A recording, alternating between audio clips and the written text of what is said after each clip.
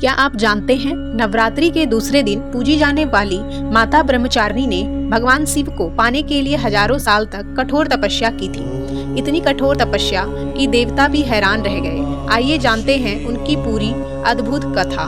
नवरात्रि के दूसरे दिन माँ दुर्गा के स्वरूप माता ब्रह्मचारिणी की पूजा की जाती है।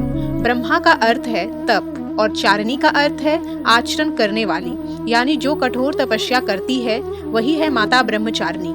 पौराणिक कथा के अनुसार माता ब्रह्मचारिणी पूर्व जन्म से ही सती थी, जो भगवान शिव की पत्नी थी। लेकिन जब उनके पिता ने भगवान शिव का अपमान किया तो माता सती ने योग अग्नि में अपने शरीर का त्याग कर दिया।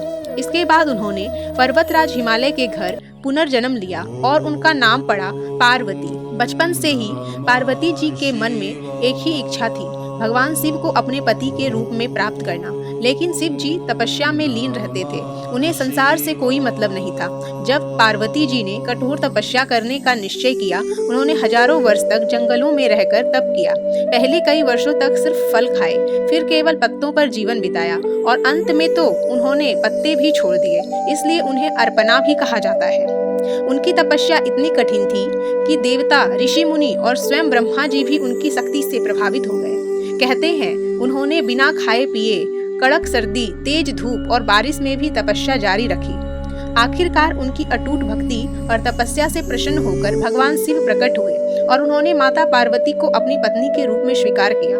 तभी से यह रूप माता ब्रह्मचारिणी के नाम से प्रसिद्ध हुआ, जो हमें सिखाती है कि सच्चे मन से किया गया तप और भक्ति कभी व्यर्थ नहीं जाता।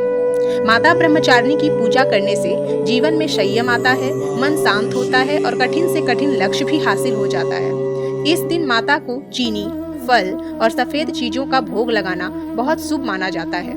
अगर आप भी चाहते हैं कि माता ब्रह्मचारिणी की कृपा आप पर बनी रहे तो इस वीडियो को लाइक करें, शेयर करें और कमेंट में लिखें जय माता दी। धन्यवाद।